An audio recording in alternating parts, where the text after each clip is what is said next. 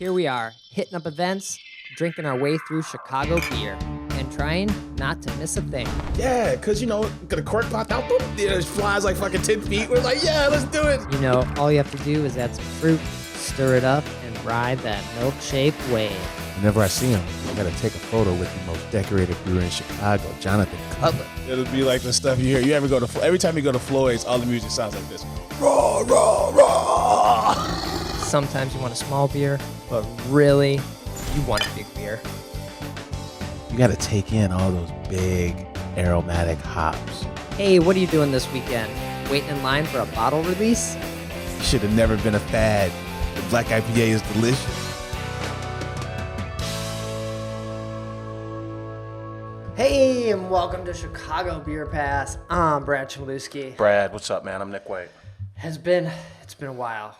Been on hiatus, COVID hiatus. How you feeling, man? I feel pretty good. I caught it. I'm pretty sure I caught it right before I went to New Orleans, and then being in New Orleans, drinking in the heat, not taking vitamins, it just like my body couldn't fight it. Okay. So it set in. But I felt all right. Tickle in my throat, a little bit of a cough. Would fall asleep quite a bit. Like just be like, I'm tired, and just fall asleep for like an hour. But I'm over it now, COVID free. Glad you're better, man. Glad you're better. Yeah. And so that was our little hiatus. So that's what we were doing, and we just didn't want to, I didn't want to spread it around. Safety first. Good job by you. But we're back, and we're drinking some Hazy Beer Hug from Goose Island. We this is 6.8%. We went to this event, the launch event, and I want to say it was these beers are the reason why when you went to Goose for like maybe the winter season 2 years ago, you went to Goose, you saw 7 IPAs on tap. Yeah. And you this is at Fulton, and the reason you saw that is because they were kind of just honing in what recipes made sense because they wanted to go national with this Beer Hug series. Right, and the main one is Neon Beer Hug. That's like the standard, right? Yeah, there's like 5 of them, right? Yeah, there's the Hazy. There's basically like an Imperial Beer Hug that I forget what the name is.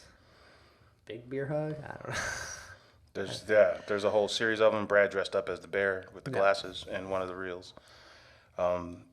This one's not pouring bad today. Yeah, 6.8%. It feels like that's a good little kick. I feel like Goose likes to make their IPAs kind of big lately. Yeah, sometimes a little too big, honestly. They're hazies and they're too big. Mm-hmm. Or if they're clear and they're like 9%, and you're like, what's going on here? Right, exactly. Yeah.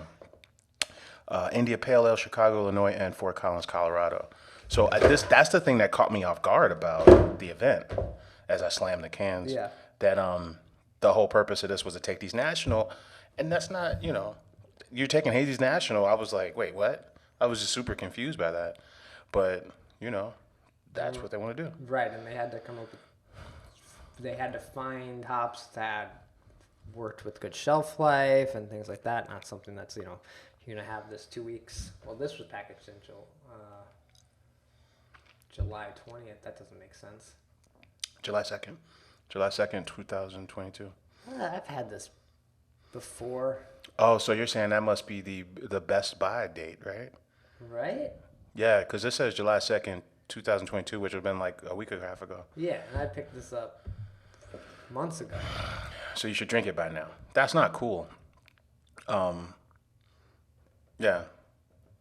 There's a bunch of other letters on there, but it's like some Julianne bullshit. We don't know. Yeah, it even says 02 July 22 on here. I've had these cans for months. Are they misleading the people, Brad? Well, I'm very confused now that they're dating. These must be best buy dates but I would assume dates on cans are the package dates. Historically, that if you just see one date, historically that's what it means. That's when it was born. That's not cool. That's not cool. No. All right. So according to them, this was packaged like a couple weeks ago. Okay. But we know that's a lie. Bright, sunshiny, and haze. It's still tasting good, but it does. It does taste good. But I'm being lied to. Yeah, because when was that event? I want to say that was You could look at the Instagram. The picture with the bear was probably a week later, or we probably took a photo of us being there because we got the preview of the microphone Goose Island collaboration, and that was before Beer Under Glass. Yeah, and before our run of all the guest brewers. Mm-hmm. That's right.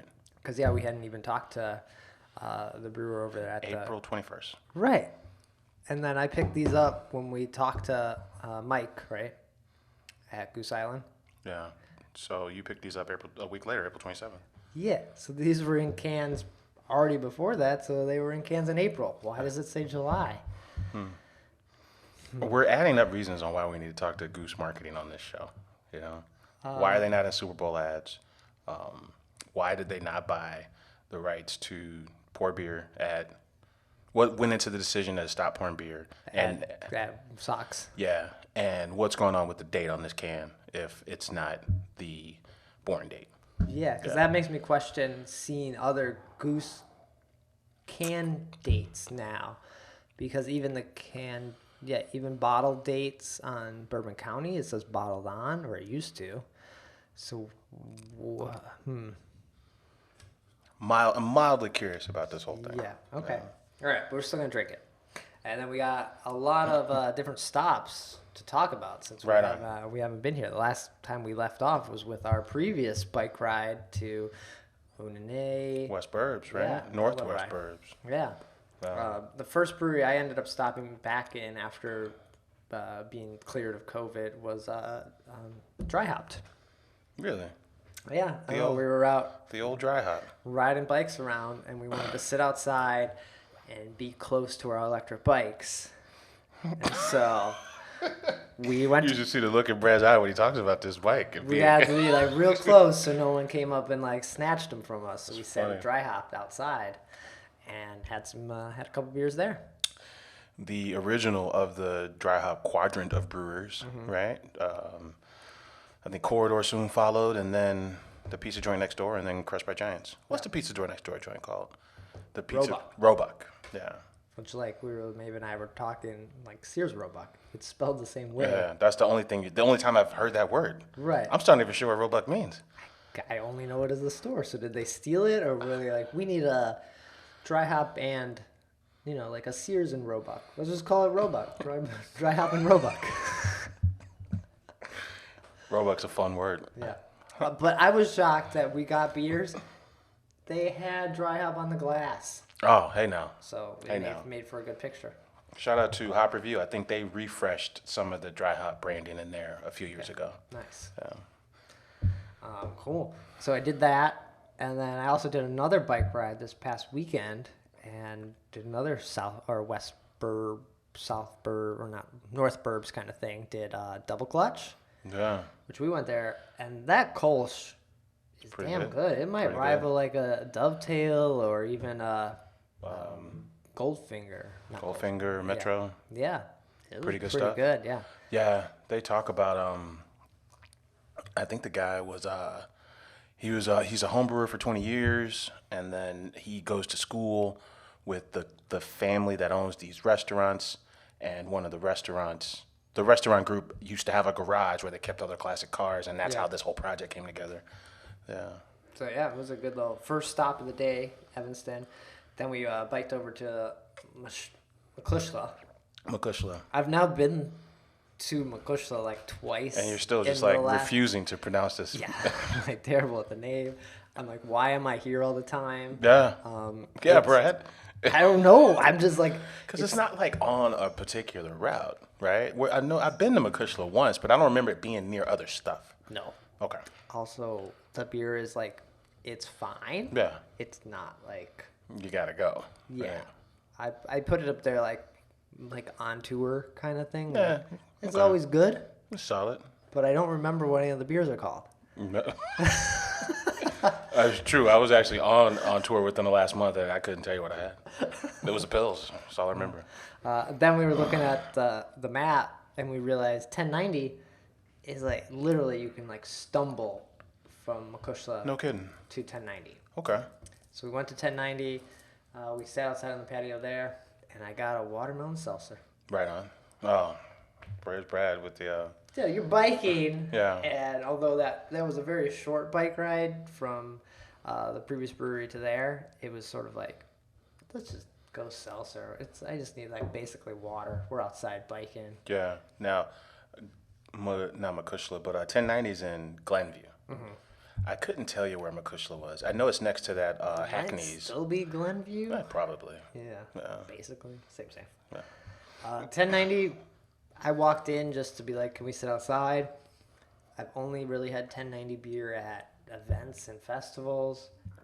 I remember them as like big stouts. Yeah, I think 1090 refers to the gravity of the beers they like to make. Okay. Big Belgians, big stouts. Yeah. And so when I saw the seltzer, I was like, I don't want a stout. I don't know anything else they have. I'm just going to do that. And it was pretty good. Okay. Spot. And then from there, we went to Alarmist. This is all on the same trip? Yeah. Oh, man. This was our circle back. And we hit up Alarmist, I think it was a Crispy Boy and then a Le Juice there. I mean, when in Rome. Yeah. And that was a good stop. We just sat at the bar, crushed a couple beers there. Sometimes, the one time me and you went, we did, right after Gary won that medal, they had it was a variant on draft of Le Juice and on cask. Okay. I enjoyed that. I don't know if that's something they do all the time or they Yeah, probably. they didn't have that one on. They had Juice on. That's a black IPA. Yeah. A couple other things. I did find out while at Alarmist that, Trevor, he left. The one guy who used to work at Haymarket was assistant brewer at Alarmist and became head brewer when, I forget his name, left. And now he's moved over to Goose Island. Really? Yeah. And so I was like, who's taking over? What's happening? They just got a girl who's starting from New Belgium. No kidding. Yeah, so that's kind of exciting to see what basically, I don't know, someone outside of the Chicago beer scene is going to bring to the table at Alarmist. Yeah, that is very interesting. Yeah, so Yeah. I don't think he told me the date she was starting, but in the next couple of weeks she's got to get onboarded. She's got to move to Chicago, but he said they fit in with their vibe there. Their vibe is kind of like wacky. Good cultural so. fit. She's insane, like the rest of us. If they found someone that fit in with the Alarmist crew and Gary Gully, that's shocking. And they have a lot of moves. That crew, New Belgium. Mm-hmm. They got the they do wild ales and sour beers. Of course they got the Killer Pale Ale. Right. They're doing stouts. They're all over the place with their styles. So it'll be interesting to see how she kind of injects her experience into what they're doing. Yeah, exactly. So that should be fun. But that was like a great little bike ride. That I think each stop was about 7 miles from 1090 to Alarmist, but overall not too bad. Right on. Fun little Saturday. Man, that's all one day, huh? Yeah. Fuck. These things I would never do. Put this in the column of things I could never, literally cannot do. I was feeling that the next day because I think just being in the sun and dehydration and sun got to me over being drunk. Yeah. I think it was just like I did not drink enough water or enough beer, and it just next day was like, oh man, I felt zapped. That's a good run though. That's a good run of stuff. Yeah. I think I saw the Alarmist reel, and I'm like, I like that we talk about reels all the time, reels versus still photos. Yeah. And I'm like, yeah, more reels. Need to do more reels. Well, yeah, I was listening to something, and they were talking about how you will not see as many photos on Instagram. When you look through it, they're pushing all the video content, so we sort of have to mix it up. And going somewhere now, when I go grab a beer, I try to grab a couple other video shots to see you might just, rather than 4 photos, you might just put a little montage together. Yeah.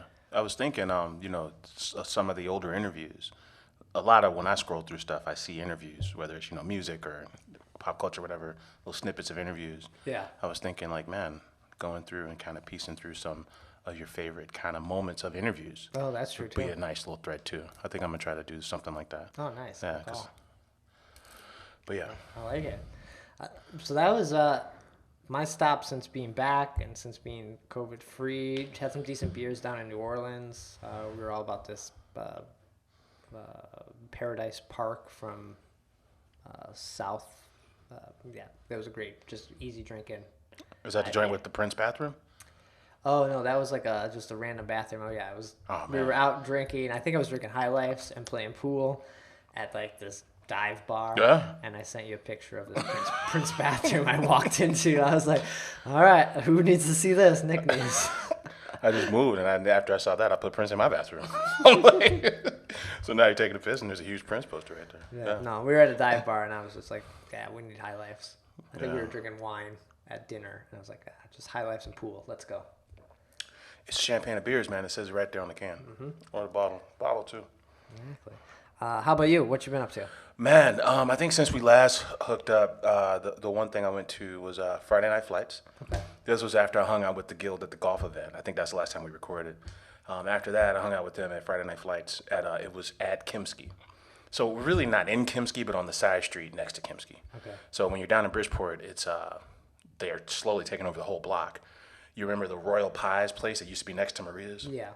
Now that's turned into something called Pizza Fried Chicken. That's which is a Mars-owned business. And then, of course, you got Maria's. And then next door to Maria's, you got Kimsky. So they own 3 businesses in a row. Shit. Okay. And then the side block next to Kimsky's is where the party was. Okay. Yeah. I'm surprised they just don't buy Bridgeport coffee, too, right across the street. I'm saying, what is this, 31st, I think? They literally own the whole intersection. It's pretty funny. Because the Co-Prosperity Sphere, where like Beer Download and I think the Beer Temple, they record. And then there's they do events there. That's like a half a block from all this stuff we just named. Yeah. So it's a pretty interesting scene down there. You know what's funny? This it's a fundraiser. It's a collab. Friday Night Flights is a series, and it's a fundraiser for the Guild. So Choose Chicago does all the promotion. I think Choose Chicago is like a marketing component of the city, right?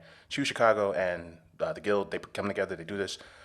It's supposed to be as many people as you can get because a lot of the money goes to the Guild. Yeah. But Bridgeport, the neighborhood of Bridgeport didn't want an entire block party. So there was like a quarter of the block. Mm-hmm. And it was packed, but they couldn't take over the whole block, which was kind of interesting because they wanted to do it outside of Mars. Yeah. Which is, old cobblestone streets. It's built for a festival. It's like a lot of space. But Bridgeport didn't want to have a big party. Oh, that's... They're just against big parties. Bridgeport, come on. I thought that was interesting because, that would have killed on the side of Maria's. Yeah. It was kind of a dead-end street anyway. It's true. Damn. But it was cool. I think Cheers to Dutchbag. I hung out with them most of the time. Okay. Yeah. And the last time I went to Peace, the bartender at Peace told me I had to try this Dutchbag beer. She was saying how 2 guys that work here started the brewery Dutchbag, and they brew out of Motorola with Dunier. And so I chatted them up. And they were super nice. Just a modern farmhouse brewery. Nice. Where, they want yeast to be, yeast to be the focus. Okay. Flavors you can produce from yeast versus flavors that you produce from hops. Yeah, they were cool. They were telling some cool Cuddy stories. Oh, really? Because they worked at Peace. Yeah. So that was fun. Nice. And it was kind of, I think, if I remember correctly, and this is all kind of just drunken ramble, but I think he was kind of saying like, he was appreciative of Cuddy, but every time he wanted to make his own type of beer, whether it was like a kettle sour or just something that Peace didn't offer, Cuddy would offer him, all right, if you're going to do this is the best example of this I've had, but we're not brewing this shit here. And it was kind of like, that was kind of the impetus for him to say, hey, I got this guy who's, one of the best that did it, showing me the ropes, so I should just take this knowledge and then go do my own thing because I want to make cool shit, and it's not the shit that Peace wants to make. Okay. So I think it kind of motivated him, it sounded like. Yeah. And that's probably not what he said at all, but that's what I heard. Yeah, well, it does seem like even before his passing, like the Metal Steve taking over and Peace doing different beers than you would have seen at the brewery previously or at the brew pub. So it's kind of interesting to see them try to do something else there. Yeah. But like hearing stories about, he'd call him at 1 a.m. and Cuddy would pick up and, he would just bend his ear about everything he could about brewing. You know, to hear those kind of stories was actually really cool. And probably the coolest part of this whole thing. So, Yeah, nice. yeah. So that was that. So is Friday Night Flights back in like full force? Because it's sort of like felt like it disappeared, and then this one kind of popped up, and it was. Is this the first one of the series? Or no, there was another one at like Wrigley or something. Yeah. I think the one before this was Wrigley. But yeah, to your point, I think it started under Rahm Emanuel. In fact, he named it Friday Night Flights. And it's funny, the guild says they wanted to have like an ice cream truck, but with beer. Every Friday, go through a different neighborhood. Okay. And the guild's like, well, that's kind of illegal, so we can't do that. And we're not doing it every weekend. Let's do it once a month. Okay. So to your point, it's only once a month. So over the summer, you only get like maybe less than a half of them. I mean, a handful of them. Okay. A handful of them. The last one was at Wrigley.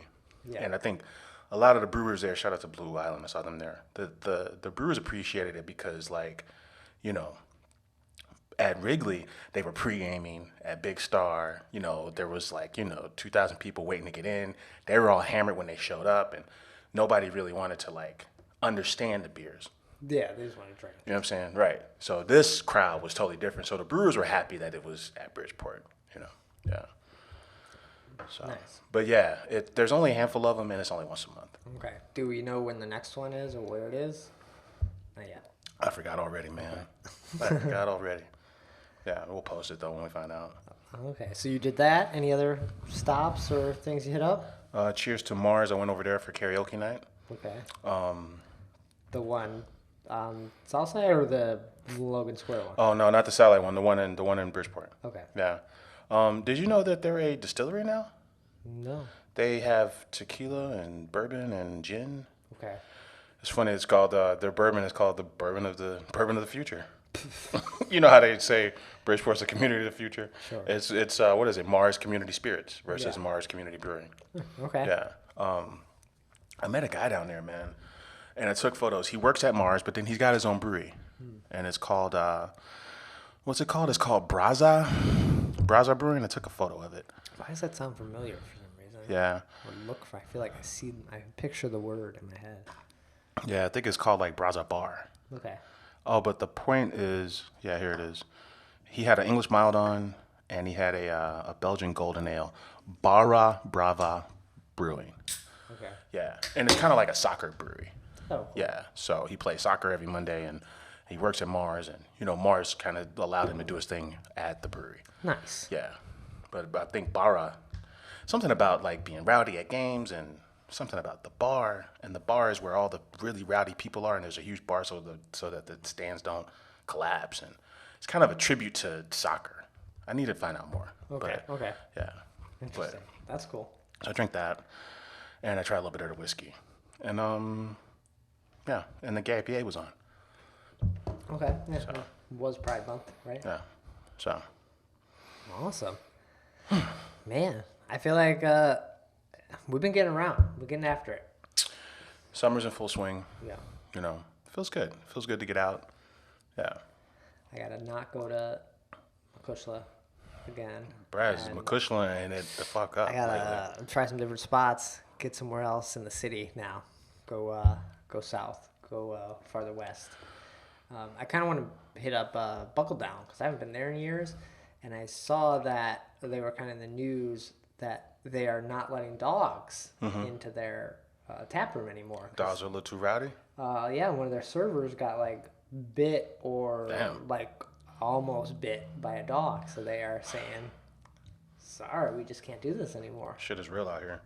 Which I can understand. Like, I always felt like dogs in the tap room, like people are drunk, walking around, someone could step on a dog's tail, a paw, and dogs, you're not down with that. So, yeah. But made me like remember that Buckle Down was a place. Like, we're glad you recorded this video because we kind of forgot. Yeah, I'm glad you let me know because I forgot you were even here. Yeah. So. When we used to do the tour, a couple times we went out to Buckle Down, and we would go to Blue Nose, which was out that way. Oh yeah. But Blue Nose is now First Forest Brewing because Blue Nose closed shop. Okay. Yeah, but yeah, to your point, until someone told me First Forest was in the old Blue Nose space, And before hearing about Buckle Down, you kind of forget about that Westburg route. Right. Because what's that like? I couldn't even tell you what town that is. Yeah, it's getting close to like Bedford Park area out there. Yeah, somewhere between Flossmoor and Here's Brad with the Flossmoor. No, it's like a midway. I think it's like on the way back from Midway. yeah, right? I think it's even far because it's off of 55 somewhere over there. Yeah, but damn, cool. But then we have a couple of news stories. One that kind of surprised me was Lake Effect isn't opening up in this old firehouse anymore. Yeah, it was a firehouse in Irving Park. No, Jefferson Park. Oh, Jefferson Park. Yeah. So next to Irving Park, because right now their landlord is the costume shop. Right. And you have to walk down the alley to get to Lake Effect. And the costume shop is like, yo, we got plans for the space. Like, we thought you were leaving. We were like prepared for whatever freaky thing they're about to do in there. And Lake Effect was like, well, fine, we're going into we got food coming. It'll be great. There's gonna be condos upstairs. It's a vintage, fucking old historic firehouse, and we're going there. So whatever, see ya. And now, it was basically, it's just taking too long, is what the story kind of read as. That they're like, we don't really know when we're gonna get permits. The city's kind of dragging their feet, and we can't wait around. Like Lake Effect's like, yo, we have to leave. Yeah. Like if we don't have a space to go, we're not a brewery. So now they're going into, was it Avondale or Logan Square? Avondale, and they didn't say where. Yeah. My guess is that they go into, there's a strip mall on Addison next to Target. And this strip mall kind of sucks. I mean, as far as like, there's a Panda Express and like a Famous Footwear and a nail shop, just kind of shit that I don't shop at. So that's why I think it sucks. The one on Addison? Yeah. With the breakfast spot? With Dapper's East. Yeah. Yeah. You think they go in there? I think it's going in there. I mean, I have no information on this, but I'm kind of hoping it goes in there because I'm over that way sometimes. Yeah. And then I think that would make that would be cool. That'd be cool because there's nothing really, other than the breakfast joint, there's nothing in that mall that's fun, Yeah. Okay. So that'd be cool. I don't know. But yeah, that's a bummer. The firehouse seemed fun and would have been good for Jefferson Park because right now they just have Printer's Row Brewing. And and then Nothing Fisherman's is done. So that's really the only thing I got going is Printer's Row. Right. Yeah. So okay, we'll find out what happens with Lake Effect, and then over in Tinley Park, 350 is sort of back, but as a new name. Yeah, Flipside Brewing. Flipside. So Eric, who was he was head brewer at Milk Money, and before that he brewed at I want to say Rock Bottom Lombard before they closed, but he got his start at 350. Okay. Before his journey with these other spots. Yeah. So he's like going back to his roots, but being like, I'm gonna do my own thing. But being the head brewer at Milk Money, that place just opened like a year ago, and you're already like, peace. Like you didn't have any like equity in this spot. I thought that was kind of a weird twist, right? But then it's kind of like and I was trying to look up the story because I've met this guy, and I'm trying to think of what that brewery was, and that it was a brewery in Oak Brook Mall, the outdoor Oak Brook Mall, and he was there. It had to have been like Gordon Beer. Yeah, it was one of these chains. Yeah. But yeah, back to the Milk Money thing. It's like, well, yeah, I mean, their whole identity beer-wise was this guy, but maybe he was a brewer and he wasn't as part of the ownership decision making. Maybe that was the reason for the split. I don't know. I feel like if you're opening a brewery, the person opening it is some sort of brewer. Like I just think of like Alarmist, like Gary Gully. He's not brewing really now, but he was a brewer, and he wanted to open his own brewery. Yeah. So who at Milk Money was like, yo, I want to open my own brewery, and they instantly in the first year, got a head brewer that left now? Yeah, pretty much. That's surprising to me. I think so. Yeah. Things fall apart, man, And I think things fall apart when the guys opening the joint are not brewers. And, and their direction is totally, that's what happened at Moore. Those guys owned a liquor store. They opened Moore. They hired a brewer, but then they fell apart pretty quickly, and then the brewer split to go do his own thing, right? That now happens. they're both doing well. And now the guy that left Moore is coming back to build a space like half a mile from Moore. It's fucking hilarious, yeah. But flip side, Tinley Park. This is going to be in the like strip mall spot, like across from that. What's that liquor store? The open bottle? Yeah. Yeah. It'll be in the exact same spot. That'd be cool. I'm gonna go check it out. Last time I had what was it, 350? I think you brought their pumpkin ale. Okay, that was some years ago. probably 5 years ago. Yeah. And I remember going out to 350 and sitting at the bar and just being like, I don't know what this is. Yeah. I don't know. It's a weird spot. I grew up in South Burbs, so I've been to 350, and I knew Eric from, just beer stuff. But as 350 on its own, their beers were kind of like, I don't know, what's the word? Just kind of forgettable. 350 beers. And just not all that great. Like they were like lackluster, right? I was trying to find some other words. Yeah. They were fine. Oh, I went to an event and this old lady said, "This place is middling." Middling. Middling is what she said. I was at some kind of seafood joint that had just opened. She's like, "This place is middling at best." What's middling? I don't know. Just kind of like. It's words that fancy old ladies use, man. How average? Like below average? I guess that's a nice way to say middling. Nick was looking this up. Moderate or average? Yeah. Okay. Yeah. Middling. It was hilarious. I'm like, I like this old lady. I don't know what's going on here, but this is great. Okay. Cool. Any other news? Or the only thing is, event coming up is Oak Park Micro Brew. Oh man, I think it's like the 10th annual. Yeah. Yeah. Are we like a month ish away? That usually closes out the summer. Yeah. No. The cobblestone streets of Oak Park. Mm-hmm. It's an event that anyone can walk through, but you need a ticket if you're going to drink. And it used to be a guild event. Right. No longer.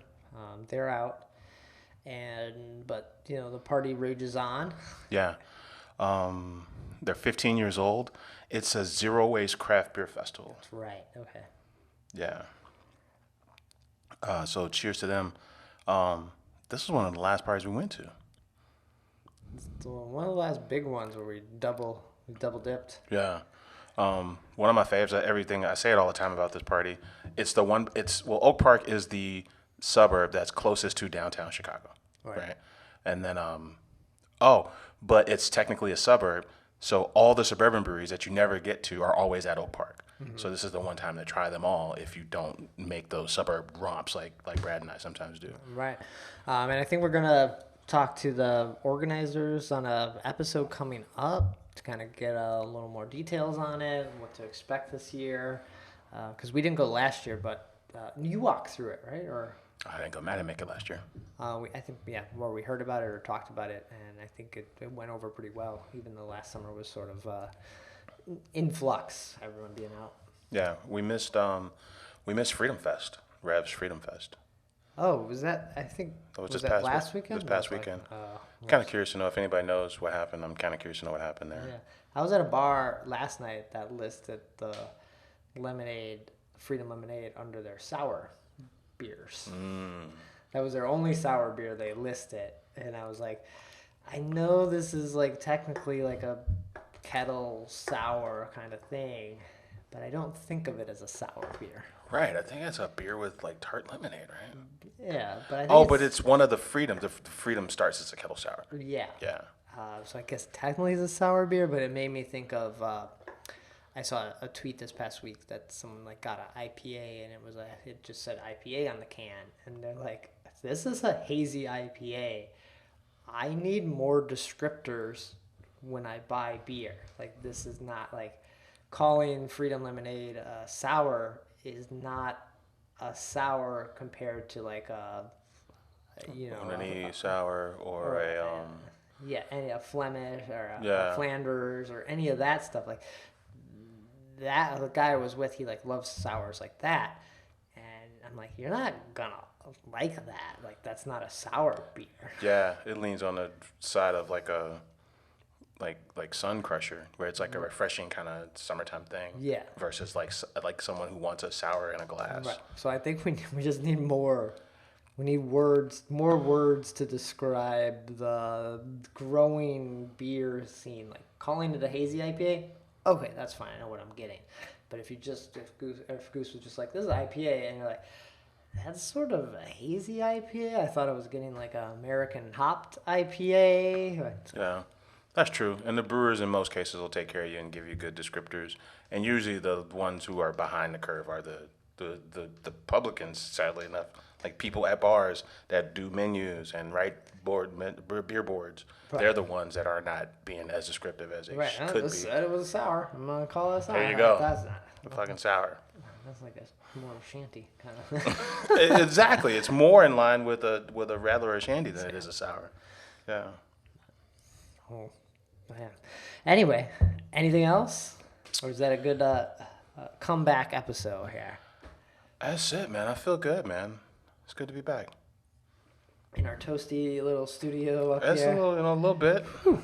A little bit. All right. Well, that's going to do it. Nick, where can people find you? Get in touch when we're not here. Hey, man. I'm on Twitter at Nicosio. And I'm on Twitter at BRAD, Chicago Beer Pass, Twitter, Instagram. Episodes go up to chicagobeerpass.com. And we should be back next week with another episode. Take care. Cheers.